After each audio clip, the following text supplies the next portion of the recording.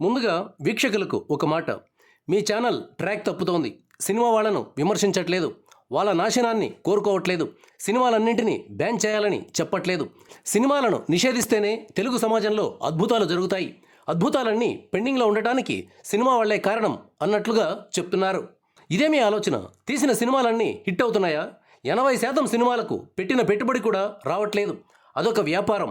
నష్టానికి సిద్ధపడి బిజినెస్ చేస్తున్నారు. సినిమా రంగంలోనే కాదు, ఏ రంగంలోనైనా లాభాలు నష్టాలు రెండు ఉంటాయి.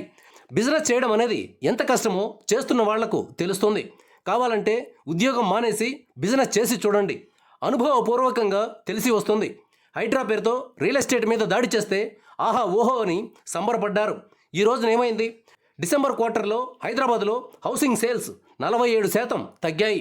దేశంలోని అన్ని ప్రధాన నగరాల కంటే ఇక్కడే తగ్గుదల ఎక్కువగా ఉందని ప్రాప్ ఈక్విటీ అనే సంస్థ తెలిపింది.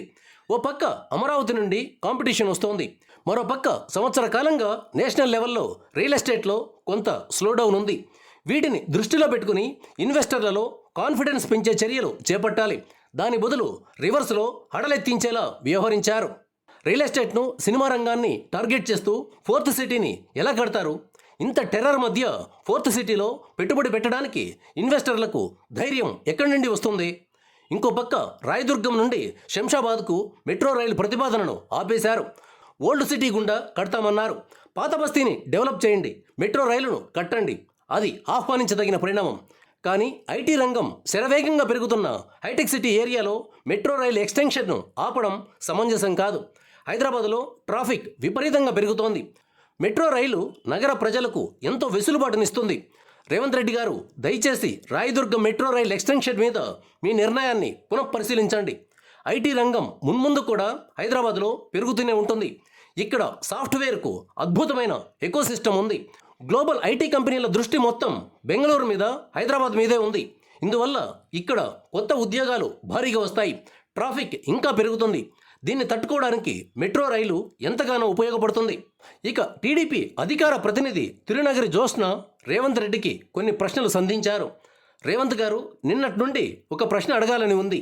అల్లు అర్జున్ విషయంలో మీ ప్రభుత్వ చొరవ భేష్, కానీ తెలంగాణలోని ప్రభుత్వ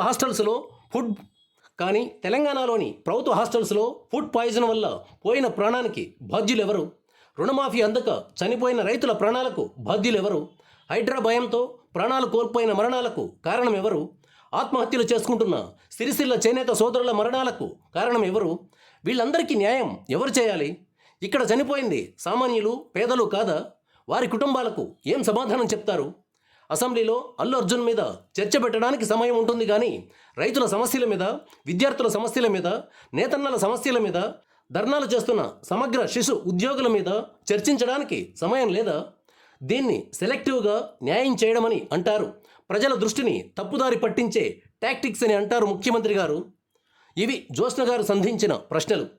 హాస్టల్స్లో ఫుడ్ పాయిజనింగ్ జరగడం, ఆడపిల్లల్ని ఎలుకలు కొరకడం, ఇవన్నీ ఎంత బాధాకరమైన విషయాలండి. ఇవి ప్రభుత్వ వైఫల్యాన్ని స్పష్టంగా తెలియజేస్తున్నాయి. రేవంత్ రెడ్డి ప్రభుత్వం ఇలాంటి అంశాల మీద దృష్టి పెట్టి వ్యవస్థలో ఉన్న లోపాలను సరిచేస్తే ప్రజలు సంతోషిస్తారు. ప్రైవేట్ స్కూళ్లలో, కాలేజీల్లో చేరే స్తోమత లేక ప్రభుత్వ హాస్టల్స్లో ఉంటూ చదువుకుంటున్న పిల్లలు జాతి భవిష్యత్తు.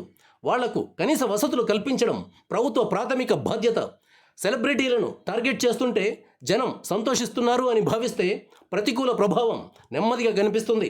జగన్ కూడా ఇలాగే సినిమా వాళ్ళను టార్గెట్ చేసినప్పుడు చాలామంది ఆనందించారు. సినిమా వాళ్ళకేదో డబ్బులు తేరగా వస్తాయి కాబట్టి 5 రూపాయలకే సినిమా చూపించాలని జగన్ సర్కార్ పిచ్చి మాటలు మాట్లాడింది.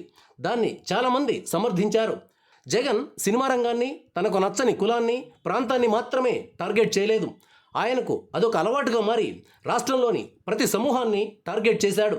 రేవంత్ రెడ్డి జగన్ పాలన నుంచి పాఠాలు నేర్చుకుని దిద్దుబాటు చర్యలు తీసుకోవాలి. ఇంకా 4 ఏళ్ల సమయం ఉంది. ఇన్వెస్టర్లలో, డిఫరెంట్ సెక్టార్లలో కాన్ఫిడెన్స్ బిల్డ్ చేసే పనులు చేయాలి. లేని పక్షంలో ఈ టార్గెట్ యొక్క రిపిల్ ఎఫెక్ట్ ఎకానమీ మొత్తం మీద పడుతుంది. చేతులు కాలేక ఆకులు పట్టుకోవడానికి బదులు ముందు జాగ్రత్తలు తీసుకోవడం ఉత్తమం.